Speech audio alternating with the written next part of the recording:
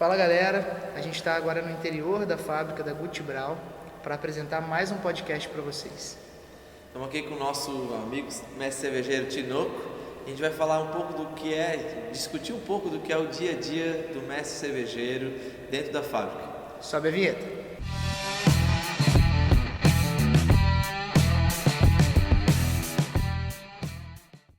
Um brinde aí agora. Um brinde aí mais um podcast. Tinoco, já a gente vai beber? Eu vou te perguntar, mestre cervejeiro dentro da fábrica é só isso que ele faz? Tomar cerveja? Acho que é a última coisa que a gente faz, né, galera? Quase não se bebe dentro de cervejaria. E mais do que isso, né? A gente bebe muita coisa ruim até ela se transformar em uma coisa boa. Sim, temos que provar mosto, provar cerveja em fermentação. Início de fermentação. Final de fermentação já está perto disso, mas... Provar o trube, provar se passou gosto. Provar fermento. Degustar CO2. Nossa, essa parte faz parte. Degustar água. Degustar água. Chá de tampinha. Chá de tampinha. Essa parte, tá por fora do dia a dia, galera. Apesar de a gente estar na frente das câmeras, isso é o que acontece por trás das câmeras, né? Mas colocando assim, falando agora como profissional, né? Ideia assim, o Tinoco também dá aula, né? A gente dá aula também sobre cerveja, o Tinoco também faz parte aí de quadro de professores. Mas falando na prática, assim, poxa, muita gente entra assim, quero ser mestre cervejeiro, quero provar todas as cervejas e tudo mais, né? Um primeiro recado, assim, primeiro passo, ou a primeiro aviso, tá pessoal, você quer ser mestre cervejeiro? Preste atenção em tais detalhes, né? O que você, Tinoco, profissional, diria para um novo profissional, um novo entusiasta aí a ser mestre cervejeiro? Novo aspirante a mestre cervejeiro.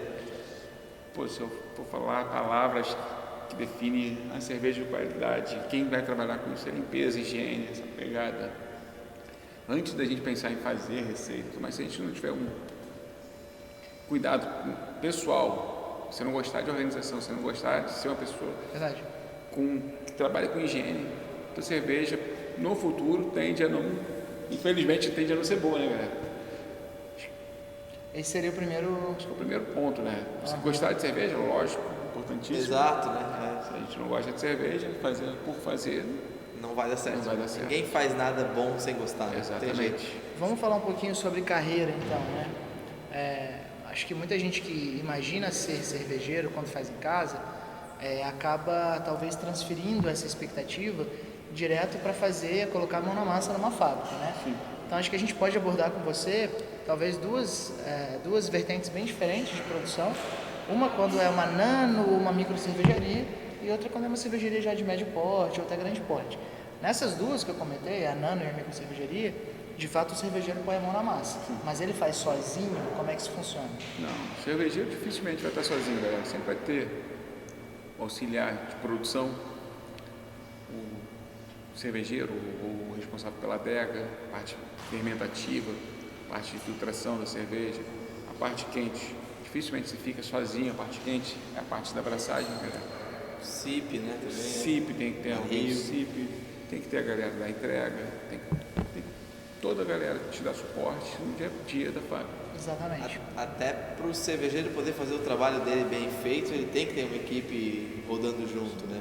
Imagina o cara ter que cuidar de moagem, cuidar da parte quente, cuidar de fermentação, invase e entrega, controle de qualidade sozinho, ou você faz volumes pequenos demais, algo super concentrado, um brewpub, no máximo um brewpub, e olhe lá sozinho, você não faz sozinho. Né? Agora você parte para uma fábrica dessa, aqui são quantos litros? Braçagem? A braçagem, a cozinha de 2.000.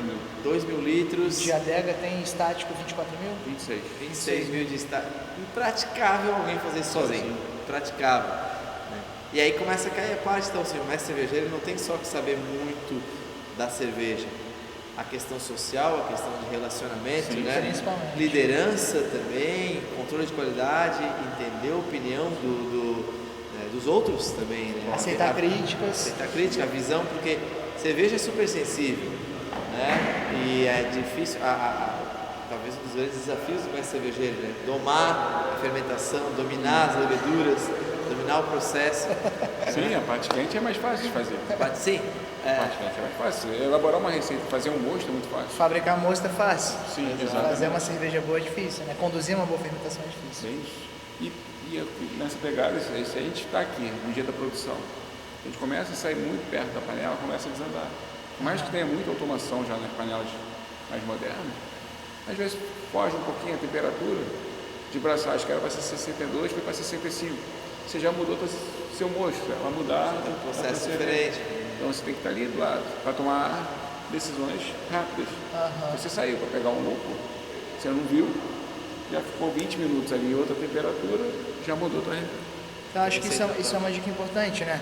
Quem está pensando em abrir um negócio pequeno, tenha consciência que ainda assim você vai precisar de pelo menos mais um, né? Eu já trabalhei, Tinoco já trabalhou, o Vitor também já trabalhou em diversas cervejarias, acho que nós três tivemos a oportunidade de passar por cervejarias super pequenas, desorganizadas, cervejarias até um pouco maiores, com uma equipe um pouco mais bem estruturada. Às vezes desorganizada também, justamente.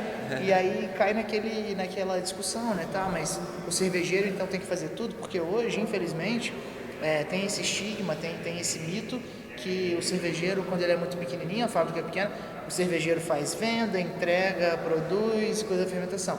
Sim, mas isso vai ser sustentável até que ponto?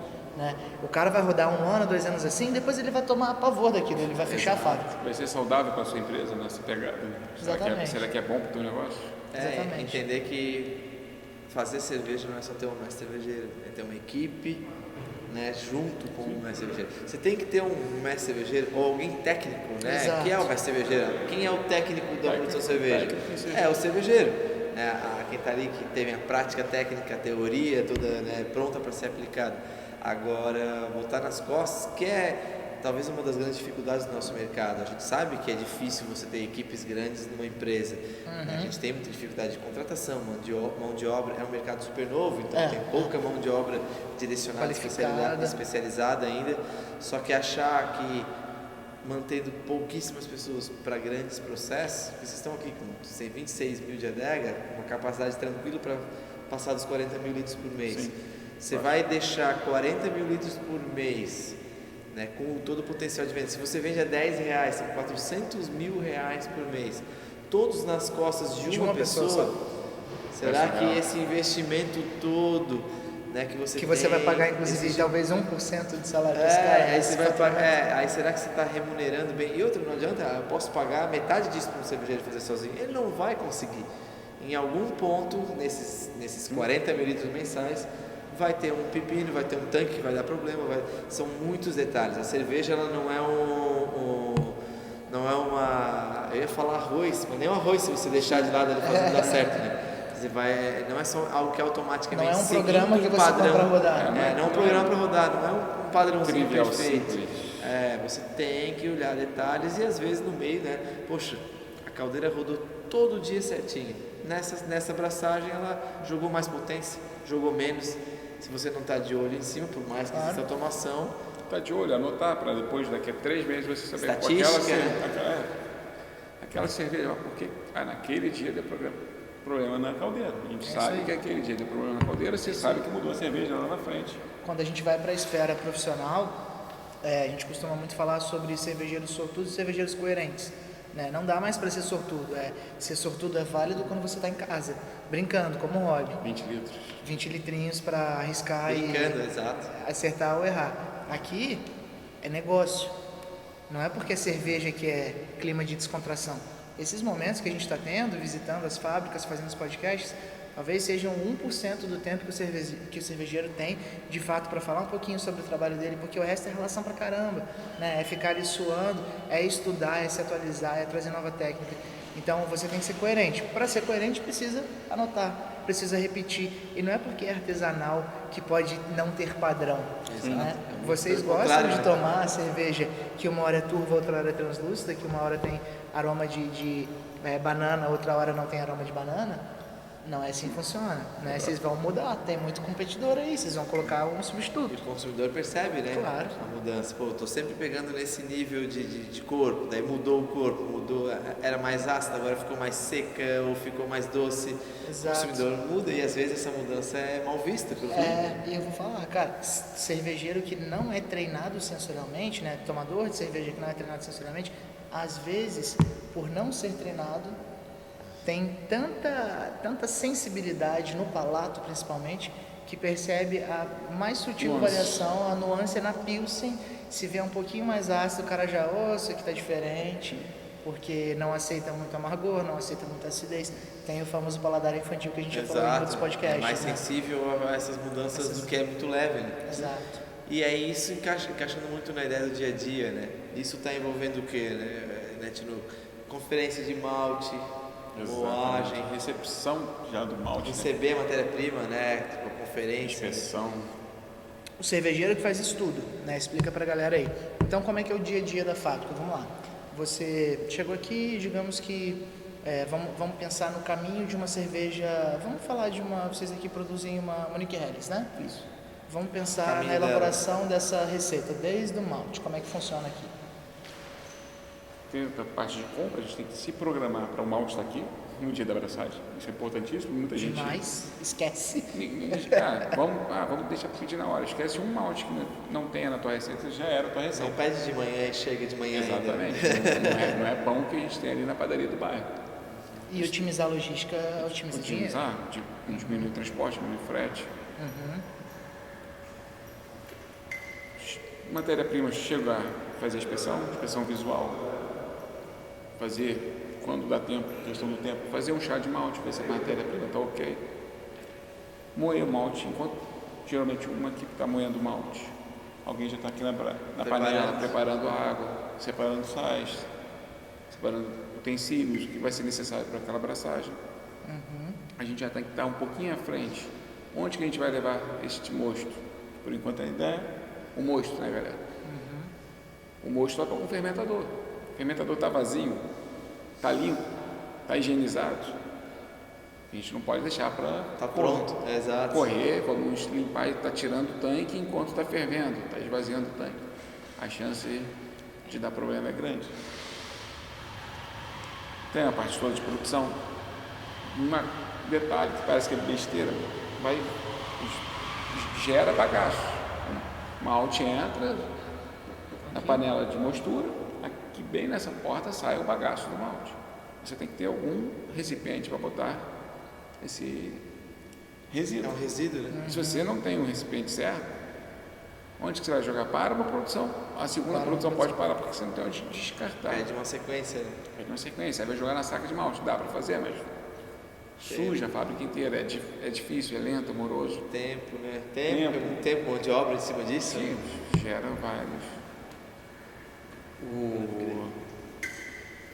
Depois lúpulo. Lúpulo também tem que estar conferido, tem que estar em estoque. O lúpulo certo no lugar certo.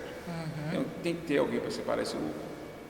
Que a gente estava falando, né? Se a gente sai de perto da fábrica, vai pegar o lúpulo que está na câmara fria, pesar. Trazer o problema, né? Botar na fervura. Dá o boil over, que é a panela cuspir.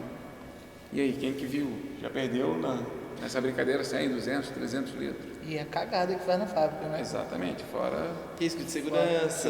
queimar alguém que não tem nada a ver Não com tá- nada, nada a tá ver. passando aqui perto, leva. Passando uns malucos querendo gravar podcast, aí começa. Toma um banho de monstro quente assim. Né? Levedura, importantíssimo. A gente vai reaproveitar o fermento, vai hidratar o fermento, vai fazer uso do fermento seco, enfim. Você vai ter que inocular a levedura. Primeiro ponto que a gente brinca até em casa, na aula de caseiro. Vai fazer, você tem gás. Se o cara não tem gás, ele não vai fazer a abraçagem. Se a gente não tem a levedura, vai deixar de hoje para amanhã o mosto no tanque para amanhã inocuro, não é também assim, né? Arriscando contaminação, criando compostos indesejáveis, Assim, né? muda totalmente o perfil da sua cerveja. Então são detalhes que a gente tem que ter. Isso tudo é checklist, galera. Lógico que a gente não faz.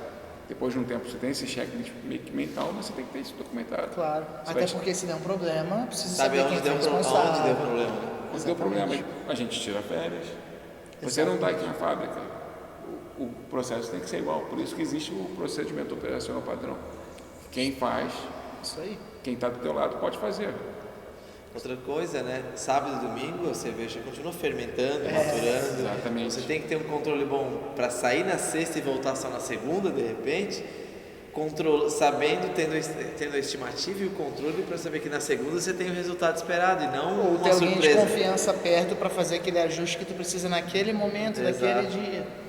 Dificilmente cerveja em começo de fermentação, até na fermentação, sai de perto. Final de semana eu venho, aqui de manhã, no final da tarde eu venho. Conferir. Ou alguém Eu de sempre confiança. gostei de fazer cerveja no início da semana. É melhor, que você tem que pegar extrato, pegar pH, Sim. medir pH, medir extrato, temperatura, tá? Aquela temperatura que realmente você quer. Detalhezinhos que a gente tem que estar do lado. Claro. Isso já, voltando à pergunta que você tinha feito, você tem que gostar, você tem que estar perto. Você não pode fazer cerveja e achar que vai largar ela depois de Isso 20 é, dias. 20 dias você vai beber. Ela vai estar ir pra envasada. praia. Ela não vai estar envasada. Para quem não entende muito do processo de cerveja, para fazer uma cerveja do dia de produzir até beber, vai de 15 até mais, né? No mínimo 15 dias. Então, assim, quando a gente pensa, o cervejeiro, o trabalho dele é beber cerveja para ver se está boa, pense que 15 dias, então ele faz 2 produções no mês daquele estilo. Sim. Então, assim, em 2 dias do mês ele está provando a cerveja. Os outros dias todos do mês ele está fazendo ela, conferindo processo, problemas, correções. Então, assim, é um pedacinho só que é beber, né? E o papel do cervejeiro é importante na tomada de decisão, né? Então, gente, é um processo que envolve a natureza.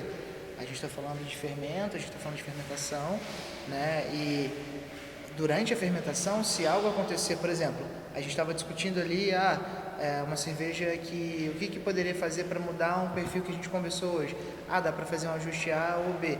Essa tomada de decisão, se passar 2 dias e não for feito isso, aquele lote, se não for feito naquele momento, aquele lote ele já vai seguir por um outro caminho, né? Então essas tomadas de decisão, na minha concepção, é de fato onde entra o conhecimento, o capital humano ali para seguir pelo caminho desejado. Bem nessa pegada que o Vitor falou, a gente tem desvio de processo. Nenhuma cervejaria está livre de um frio abrir. O que é ver abrir o frio? Você está a 18 graus e de repente começar a mandar frio para aquele tanque. Pode ser? Pode ir lá? Não, que acho que pode ir lá, dá um e volta aí. Que nessa pegada do frio, que é um exemplo de desvio de processo, quando você está perto, você tem como tomar uma decisão. Rápida. Tem como agir. Vai correr, dá tempo de salvar o tanque? Dá. Se você estiver perto, se você estiver longe, pode ser que você perca esse tanque. Exato. Ou Se você esse frio abrir no sábado às 8 da manhã e você só volta segunda-feira. não vai ter levedura. A levedura vai ter decantado, não vai ter perde a atividade, ela decanta e Dependendo da potência do frio e do tempo que for aberto, congelou às vezes a cerveja dentro Pode do fermentador ou parte da cerveja.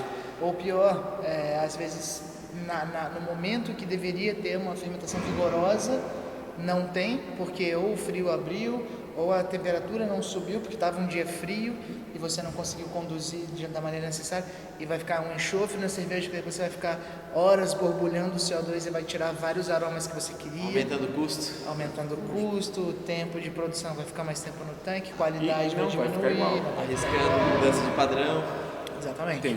tem as pegadas que o airlock, galera, aquela, não sei se dá para ver aí, onde libera o CO2 do tanque. Borbulha, né? É a Onde liberação. borbulha, liberação. Pô, se um carinha desse fecha, pode explodir tanque, pode Pressão vir altíssima. acidentes aí graves de trabalho. Então, a gente não pode Largar, né? Realmente a gente não pode largar a fermentação. Além de desvio de processo, a gente pode ter desvios mais sérios. Né?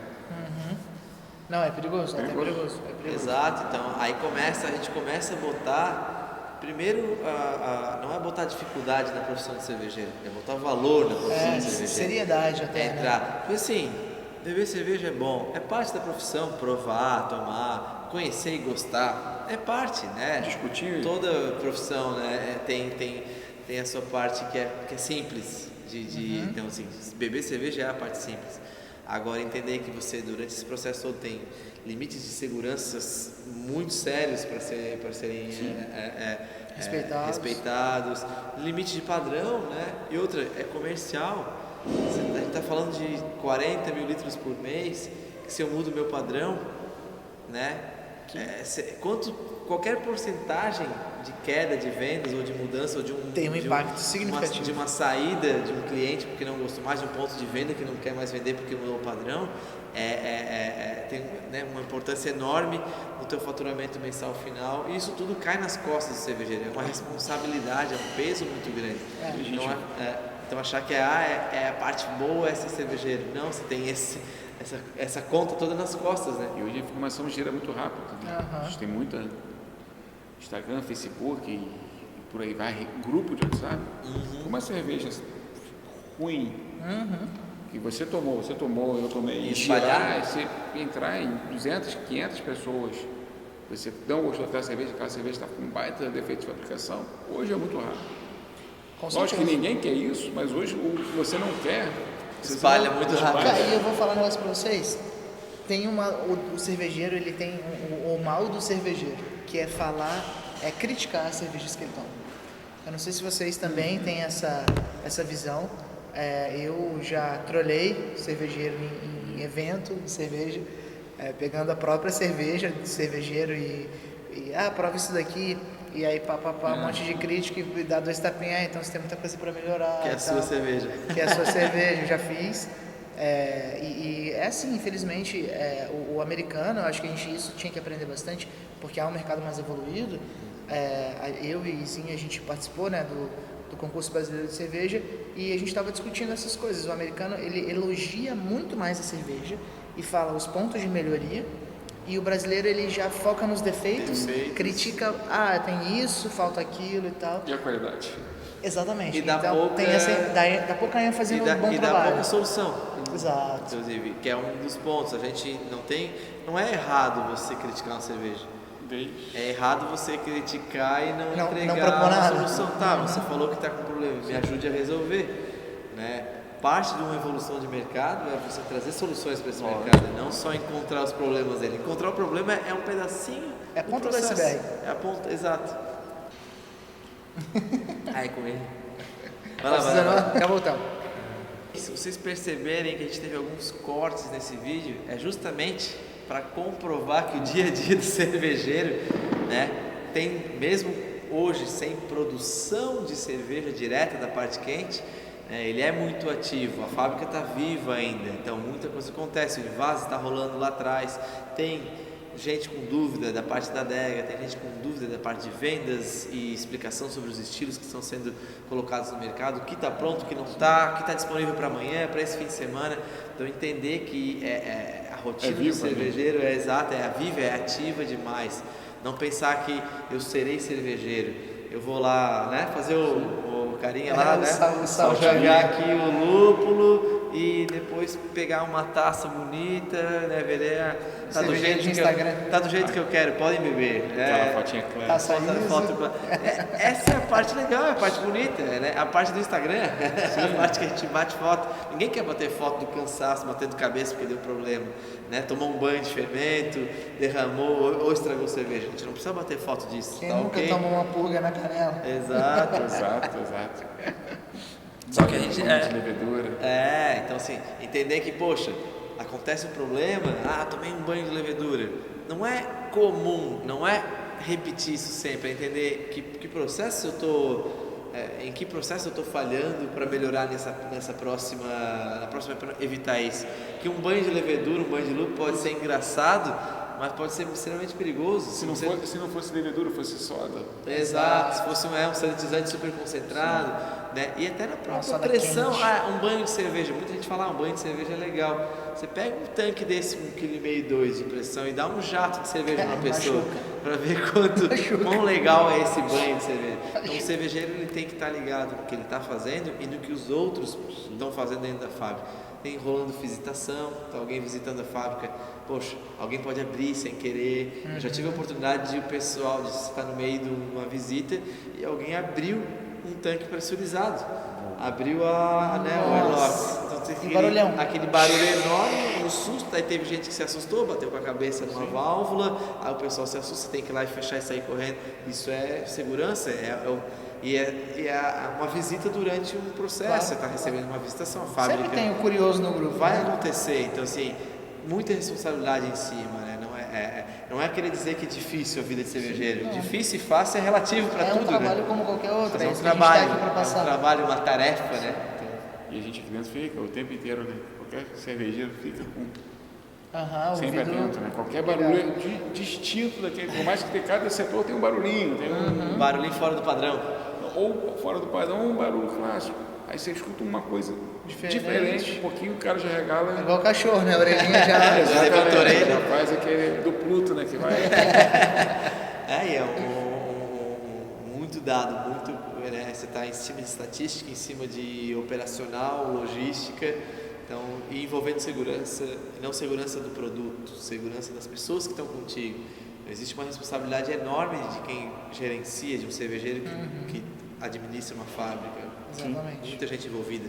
E eu acho que a gente pode entrar para essa reta final de podcast conversando com o Tinoco sobre como é uma carreira dentro de uma pequena cervejaria e como seria uma carreira dentro de talvez uma média ou grande. Né? Como é que você vê a trajetória? Vamos lá, vamos criar aqui, estou pensando enquanto eu falo, duas situações, acho que é massa fazer assim. Primeiro é a situação do cara que estudou, se formou e já vai entrar colocado no mercado.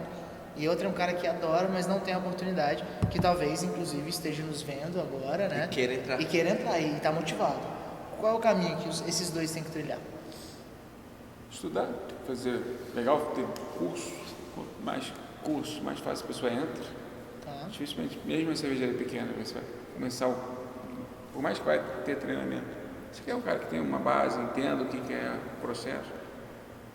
E na pequena, acho que a carreira em si é mais difícil, né? Que a gente tem um cervejeiro, vai ter auxiliar, e dali para cima o cervejeiro vai ser gerente, vai para a parte Ou mais de sócio, gestão, ou às vezes. sócio, você vai para a parte da gestão do negócio. Se a cerveja for crescendo, lógico, o cara que começou contigo como auxiliar ali na parte de invase, o cara pode vir ser um supervisor de invase. Estudou, você treinou. Pode pegar um cargo de confiança naquele setor. É legal também isso. Que na cervejaria grande você tem muito mais responsabilidade dividida. Você tem um gerente de invase. Muito mais cargos, né? Você tem mais cargos. O cara consegue fazer, acho que nesse sentido, carreira. Ele consegue ir escalonando, você tem mais possibilidade de crescimento. Não que na pequena não tenha, mas É que dependendo do tipo de negócio que é numa menor cervejaria, você tem até certo ponto você gerencia dali para frente é o sócio. Sim, é o sócio. Então, ou o sócio te convida para ser sócio dele, ou é ali que você vai chegar. Você vai gerenciar aquela fábrica e ponto final. Ou vir uma firma de advocacia, né? E associados. E associados. Você já viu uma galera que parte para a parte é ótima, né? Que vai para a parte comercial, sai da fábrica para poder vender aquele negócio, fazer o... Que é importante, né? Lógico, Vender. importante. Você ter uma base Saber vender. interna de produção e depois vender te facilita muita Sim, coisa, sim, né? sim, Você entender do processo te ajuda muito a vender lá na frente, a entender o que você pode explorar da cerveja entregue, ou até da concorrência. Olha só, o nosso tem esse diferencial por causa desses detalhes que a gente não percebe nessa concorrência. Você tem vantagens, né? Então, Na grande eu vejo, assim, complementando o que o Tinoco falou, um pouco mais até de setorização, né? Exato. Então você teria a parte de produção, você teria a parte de adega, você teria a parte de invase, a coisa começa a ficar mais ramificada.